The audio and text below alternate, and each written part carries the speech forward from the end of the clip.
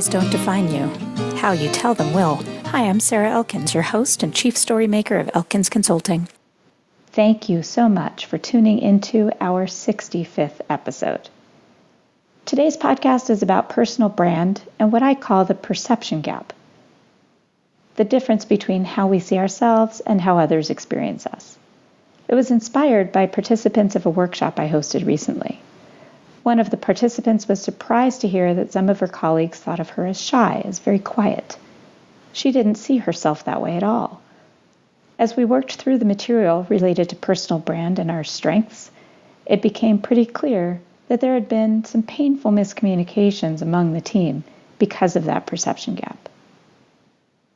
If you're ready to improve your relationships and your team's effectiveness and productivity through communication coaching, visit elkinsconsulting.com to learn how we can help through workshops, keynotes, and StrengthsFinders coaching programs. Thanks for tuning in. Our internal disconnect and the damage of a perception gap.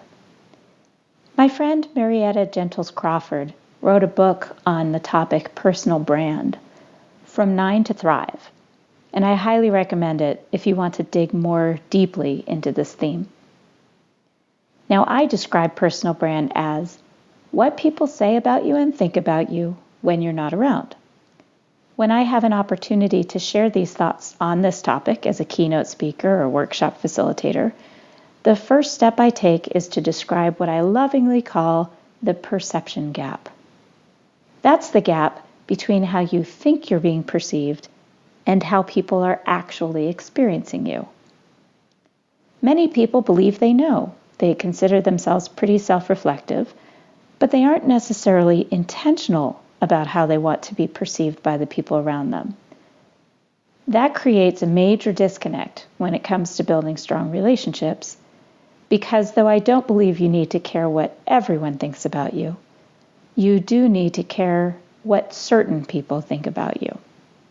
For instance, do you care what your partner or your spouse or your children think of you? Of course you do. What about your clients or potential clients? If you don't, you are absolutely limiting yourself in terms of creating productive relationships. The disconnect for people who know themselves but don't understand their own perception gap is that many don't realize how they might be contributing to miscommunication and how they might be contributing to many of their own obstacles and challenges. Think about an experience at work with a person who could be described as a bully. Can you imagine them waking up in the morning, looking in the mirror and saying, "I'm so satisfied with my life. I'm so happy. Today will be a perfect day to terrorize my colleagues at work because it gives me such great satisfaction to know that people don't trust me." I'm thinking that's probably unlikely. Most people who are described as bullies don't actually know they're considered to be that way by the people around them. Some do, for sure. But I don't think most of them do. And some who do know themselves well enough to have come to that conclusion say to themselves, "This is just how I am, and if people don't like it, that's just too bad." Well, that would be fine if it stopped there, but it never stops there. People in that situation are often lonely, bitter, self-conscious, and they lack self-confidence. The disconnect is that they can't understand why they're lonely, and oftentimes they blame people around them for their problems. The same goes for colleagues and friends who complain a lot. We've all had experiences with people like this, the one that everything seems to happen to, the minor car accident, the frozen pipes in the house, the dog puking on the carpet, getting fired, passed up for a promotion or a new job, drama with friends, drama with the boyfriend. It's one thing to talk to your friends or come to work sad or in a bad mood once in a while and need to vent. But when the complaining is consistent, an everyday thing, that will change how people see you. Do you like to hang out with people like that? Are you that person? Have you noticed that when two complainers have to work together, they often don't like each other? Even complainers don't like hanging out with complainers. Often bullies and complainers in your life know generally how people feel about them, but they don't take the next step to understand their role in that perception. If a bully or complainer decides they're comfortable with the perceptions of others, it'd be simpler just to embrace it. If you know you're a complainer or a bully, you must also know that being that person is going to impact your relationships. You have to understand the consequences of owning those traits. When I worked with a bully a few years ago, I started to fall into the trap of negativity, consistently complaining about her to my colleagues. It took a while to realize I didn't like myself very much. I was getting more and more angry and depressed. I was behaving in a way that didn't feel good, but mostly I was frustrated because I was that colleague, the one who complains, talks behind someone's back. At some point, I realized I was contributing to the situation and tension with her through my actions and behaviors. And from the other side, she likely knew people were talking about her like that. I wasn't the only one. She also knew her reputation for being a bully and a micromanager, and I know it hurt her.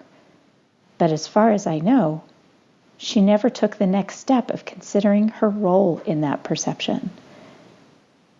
She never considered the common denominator in her trouble among her colleagues. It was her. Here are some strategies to shift those perceptions once you've realized your role in the negative perceptions people might have of you. Watch for target fixation. My husband Bob has been riding motorcycles for decades. He uses an obstacle in the road to describe the impact of target fixation on motorcycle driving. When a driver sees a deer or something else in the road, an inexperienced driver will focus intently and with anxiety on that deer or obstacle and is really likely to hit it. But an experienced driver will be aware of the deer, but will focus on the area around it so he can find a solution or alternative to avoid that obstacle. Let's use golf as another example here. A good golfer is well aware of sand traps, water, trees between her and the hole she's aiming for, but she uses positive target fixation by focusing her attention on the hole she wants to put the ball into, not the obstacles. The same can be done when you're making changes and shifting the way you speak and think in order to improve your relationships. Focus on things that are going right. Focus on the things you're grateful for and the things you do really well. Ever notice that when you're considering buying a car and you've narrowed down your choice to, say, an orange Subaru, suddenly you start seeing orange Subarus everywhere? That's because what you focus on is eventually what you start to see. So focus on the positives. Start small, like being glad for the green lights when you're running late. You can be aware of the obstacles, but don't focus on them. Look for patterns in your relationships. If you're struggling with someone at work, consider whether you've been there before. Have there been other situations from your past that you had similar issues? As you start to identify those patterns of struggle with certain people in your life, at work, and in personal relationships, think about whether those people all have a certain trait in common. Are they all generally one gender? Do they lack self-confidence? Do they remind you of a parent or sibling you have a difficult relationship with? Now think about how your behavior might either be attracting this kind of person into your life or contributing to the tension in those particular relationships. When you see a pattern emerge, think about what actions and behaviors you can consistently adjust every day and with every person to be a person people want to spend time with. Be self-reflective and intentional. I found a great job early in my career. I could not believe my luck. I was sure I didn't deserve the position I had been offered. And I was so excited for those first few months in the job, doing everything I could to do my job really well and impress the people around me.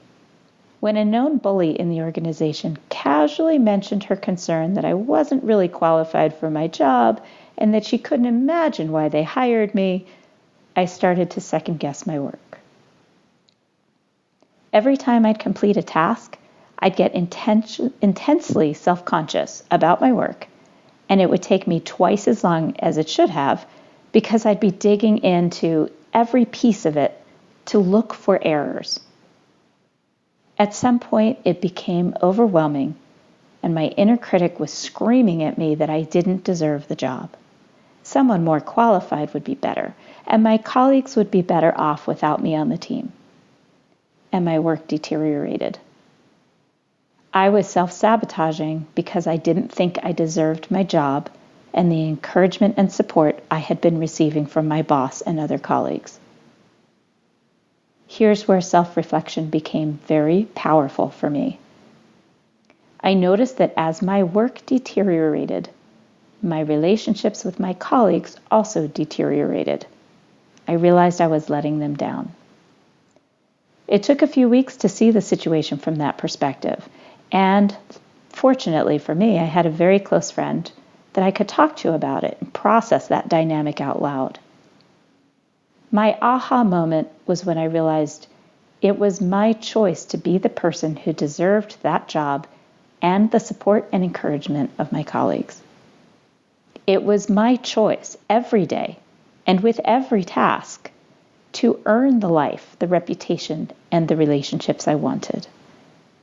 The best part is that no matter what had happened prior to that decision that I was making to shift things, I could start right away. I could start with something as simple as showing up for work on time.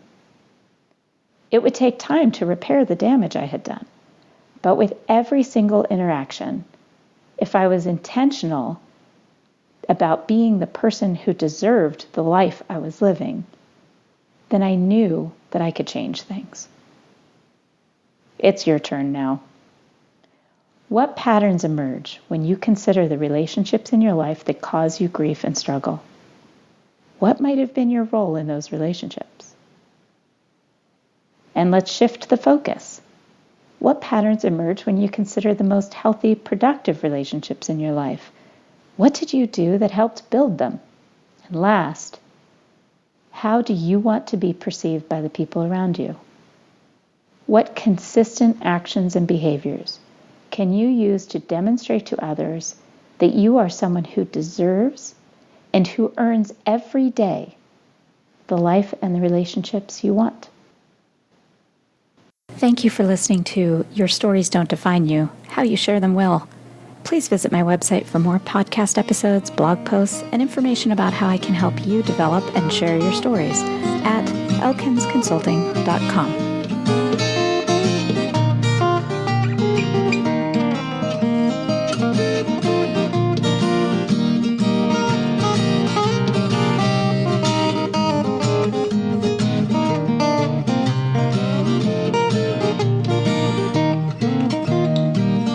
Listen to me, honey, while I say, how could you tell me that you're going away?